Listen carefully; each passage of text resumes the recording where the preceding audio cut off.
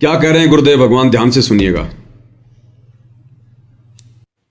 अब कबीर वो मुनिंदर साहब आते हैं न, बोले भाई नमस्कार, राम राम भाई हनुमान बजरंग बली। अब हनुमान ने देखा, आदमी तो देख रखा, यू महात्मा की देखा। कहने लगा महाराज जी मैंने देखे हुए हो, आप कहाँ देखे थे? भाई देखा हूंगा जरूर, एक बार नहीं कई बार देखा हूंगा। पहले हम देखा था जब तेरा कंगन रड़ गया था उस मटके में, मैं वो मुनिंदर हूँ भाई। और दूसरी बात की देखा हूंगा तने जब तेरे राम का पुड़ना बंदा था, मैं वो मुनिंदर हूँ भाई। अन्नो वाला हनुमान भाई रहे भगवान बचे पार पड़ेगी। अब जी भजो सो भगवान का माला राखो सो, राम राम राम राम करया करो। नादान यू राम राम करने तक कोई ना पार पड़े है। कौन है तेरा राम? तेरा इष्ट कौन है? आखिर ये रामचंद्र दशरथ पुत्र ना बेटा। ने बोला जी इस भगवान का आसरा लेकर श्री राम की शक्ति तय एक का लठ मारो था 20 मरे थे गदा। मुनिंदर जी कहते हैं ये साधु लक्षण नहीं अनुमाना, यह मार काट करना संता का काम नहीं होता बीरा, ये भी तेरे में भगता के लक्षण कोई नहीं। फिर बताया भाई मान जा मेरी बात हनुमान जी। क्या कहा मुनिंदर रूप में गुरुदेव भगवान ने?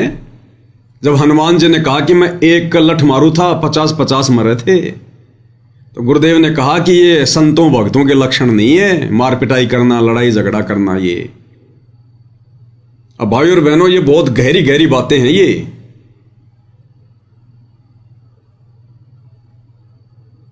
बहुत सारे भगत भाई बहन जो फौज में सेवा दे रहे हैं, जो पुलिस में सेवा दे रहे हैं, और लड़ाई के समय फिर बॉर्डर पर उनको जाना पड़ेगा, लड़ाई करनी पड़ेगी, बंदूक हाथ में होगी, सामने वाले को माला पहनाने के लिए नहीं, उसकी जान लेने के लिए, उसको मारने के लिए, या आपने कोई गोला बारूद छोड़ना है, कोई मिसाइल चलानी है, सामने वाले की जान लेने के लिए। हर एक चीज को गुरुदेव भगवान खुल के नहीं बताएंगे। आप कैसे किसी की जान ले सकते हैं सतगुरु रामपाल जी के भगत होकर?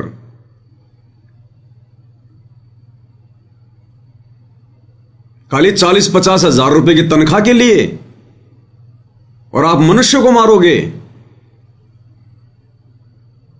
और सामने कौन है, किसको मारोगे? जिन जिन देशों का बॉर्डर लगता है, और वहां पर कौन लड़ाई करेगा? आप जैसे ही बेचारे निर्दोष। आप अगर भगत हो सतगुरु रामपाल जी के, फौज पुलिस में हो और लड़ाई करने के लिए बॉर्डर पे चले गए, तो दूसरे देश से भी तो बेचारे सैनिक ही आएंगे, वो भी तो आपकी तरह ही हैं। और उनमें यदि तुम्हारा कोई भगत भाई हुआ तो, अरे अब तो हर देश में गुरुदेव के भगत हैं। पाकिस्तान में भी जो है सतगुरु रामपाल जी के भगत हैं, आर्मी में भी बहुत हैं पाकिस्तान में। और भारत पाकिस्तान की हो गई लड़ाई, छिड़ गया युद्ध, और भारतीय सेना में सतगुरु रामपाल जी का भगत, और उधर से पाकिस्तान की सेना में भी सतगुरु रामपाल जी का भगत। इधर से तो वो तान के खड़ा बंदूक अपने गुरु भाई पर, उधर से वो तान के खड़ा बंदूक अपने गुरु भाई पर। नालायको, ये तत्व ज्ञान है क्या? और भगत ना भी हो सामने तो किसको मारोगे तुम? मनुष्य मारोगे। जैसे तुम एक जिम्मेदारी के तहत खड़े हो, वो भी तो एक जिम्मेदारी के तहत खड़ा है। दुश्मनी क्या है? ये परमेश्वर हर बात के लिए संकेत नहीं करेंगे। तुम कैसे मनुष्य मार सकते हो भगत होकर? भगत तो चींटी भी नहीं मार सकता, और तुम जानबूझकर मार रहे हो। पता है तुम्हें कि वो भी मेरे जैसा किसी मां का बेटा है, निर्दोष है। कैसे मार दोगे? सतगुरु रामपाल जी के भगत होकर। इब्राहिम सुल्तान का उदाहरण क्यों दिया गुरुदेव ने? राज्य त्याग दिया। राज्य, वो एक सैनिक नहीं था, सैनिकों का राजा था।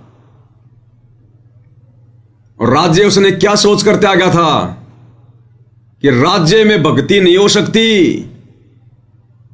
अगर राज्य करूंगा और भक्ति भी करूंगा तो कल को मेरे को युद्ध भी करने पड़ेंगे, लड़ाई भी करनी पड़ेगी, मेरे को भी जाना पड़ेगा युद्ध क्षेत्र में, मेरे हाथ से भी इंसान मरेंगे और मैंने सैनिकों को आदेश देना पड़ेगा। मेरे आदेश देने से भी अगर लोग मरेंगे तो भी मैं पाप का भागी बनूंगा। इसलिए इब्राहिम सुल्तान ने वो राज्य त्याग दिया था, हत्याओं का पाप अपने सिर पर बचाने के लिए। और हम क्या करेंगे वर्तमान कलयुग की पिछली पीढ़ी में? पेट भरने का तरीका केवल नौकरी नहीं है। इस परमात्मा के पास में लाखों तरीके हैं। जिसने भजन दिया है, भोजन की व्यवस्था वो करेगा। ये स्पेशली सतगुरु रामपाल जी के भक्तों के लिए संदेश है। मोक्ष प्राप्त नहीं कर सकते, मुक्ति प्राप्त नहीं हो सकती। इसी को कहते हैं त्याग, इसी को कहते हैं बलिदान, संघर्ष, कुर्बानी देना। तुम 40,000 रुपए के लिए, 30,000 रुपए की तनख्वाह के लिए तुम इंसान मारोगे, युद्ध करोगे, लड़ाई करोगे तुम। भगत तो खुद मरना पसंद करेगा, सामने वाले को कैसे मार देगा? जिनको ज्ञान नहीं है वो मारो, मरो। भगत कैसे मार देगा? अभी गुरुदेव ने जो सत्संग सुनाया, हनुमान जी ने कहा कि मैं 1 लठ मारू था 50 मरे थे। गुरुदेव ने क्या कहा? ये संतों के लक्षण नहीं, हनुमान भक्तों के लक्षण नहीं, ये मार पिटाई, मार काट करना। तो हनुमान जी कौन था? एक सैनिक था, सैनिक। रामचंद्र जी की सेना में उसका एक सैनिक था। जैसे आज वर्तमान में भारतीय सेना में सतगुरु रामपाल जी का कोई भगत एक सैनिक है।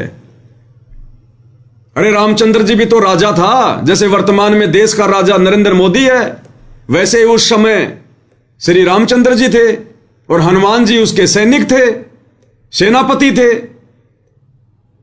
तो आज भी स्थिति तो वही है। तो हनुमान ने भी तो एक सैनिक के रूप में ही वो हत्याएं की थी। और क्या कहा गुरुदेव ने? ये भक्तों के लक्षण नहीं है। तो आज तुम क्या करोगे भाई? एक सैनिक के रूप में तो करोगे। तो हर चीज के लिए गुरु जी खोल के नहीं बताएंगे। इस परमात्मा के लिए, इस भक्ति के लिए, इन मर्यादाओं को सुरक्षित रखने के लिए तो राजाओं ने राज्य त्याग दिए। और हम 40-50 हजार के लिए इंसान मारेंगे। एक मनुष्य जीवन की कीमत क्या पता है ना? और सामने वाले जिस सैनिक को हम जानते नहीं, उसको पहचानते नहीं, उस सामने वाले के साथ में हमारी कोई दुश्मनी नहीं, सरकारों की आपस में दुश्मनी, और हम इंसान मारेंगे। ये सतगुरु रामपाल जी परमेश्वर जी के भक्ति मार्ग में नहीं चलेगा। बाकी चाहे सैकड़ों मारो, लेकिन मोक्ष नहीं मिलेगा, मुक्ति नहीं मिलेगी। कुछ समय के लिए स्वर्ग में चले जाओगे। जो सैनिक शहीद होता है कुछ समय के लिए वो स्वर्ग में जाता है, उसके बाद में नरक में भी तो जाना पड़ेगा। वो जितनी भी हत्याएं की हैं उनका वो दंड भी तो भोगना पड़ेगा। इस आध्यात्मिक ज्ञान से सरकार थोड़ी परिचित है।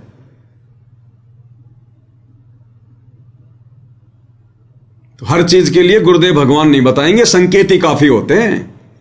अगर भक्ति बचानी है तो, अगर मोक्ष प्राप्त करना है तो भाई और बहनों, ये बहुत गहरा सिलेबस है मालिक के आशीर्वाद से।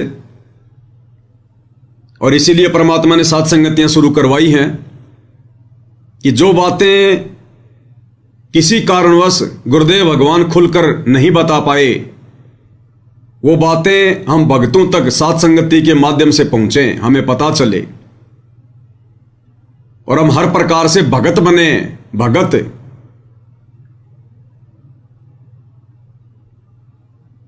मीराबाई के चाचा ससुर ने, वो भी तो सैनिक था, सेनापति था। अरे वो भी तो राणा का सेनापति था।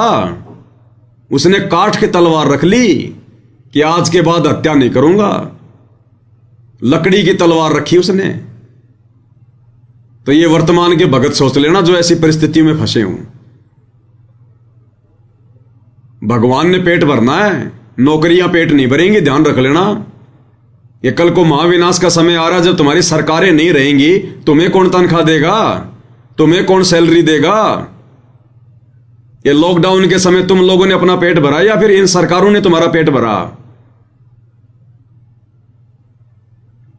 तो सतगुरु के आश्रय रहेंगे तो सतगुरु पेट भरेगा, जो सरकारों का भी पेट भर रहा है, उन राजाओं का भी पेट भर रहा है। और जब राजाओं के कर्म बिगड़ जाते हैं तो वो भी भूखे मरते हैं, भूखे। 1720 में जो अकाल पड़ा था, गुरुदेव ने क्या वाणी कही है?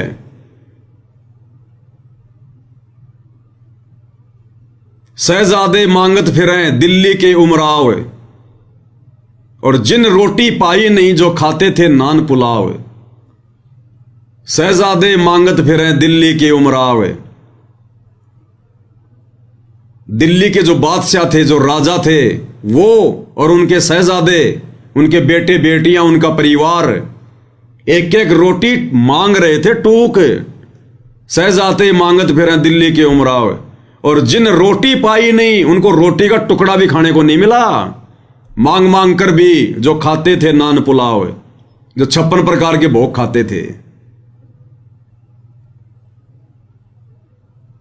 तो ये समझदार भक्तों के लिए संकेत ही काफी है, अगर अपनी भक्ति बचानी है तो। कितने भगत भाई बहन हैं जो अपनी नौकरियां छोड़ छोड़ के आ रहे हैं, अपना रिजाइन दे दे के आ रहे हैं। आने वाला समय कितना खतरनाक है कि कहीं हम कोई पाप के भागी ना बन जाएं। भले पेंशन ना मिले तो ना मिले, नौकरियां छोड़ छोड़ के घर बैठे हैं, जो मार काट वाली नौकरियां हैं। रिजाइन दे दे के आ रहे हैं कि साहब बस हो गया, बहुत हो गया। अब तो सतगुरु की भक्ति रूपी सेना में सैनिक बनेंगे, बाकी बहुत बन लिए हम सैनिक। उन हत्याओं का पाप हमारे सिर पे रखा हुआ, आज तक वो ही नहीं उतर रहा। हर चीज को गुरुदेव भगवान खोल के नहीं बताएंगे, ध्यान रख लेना।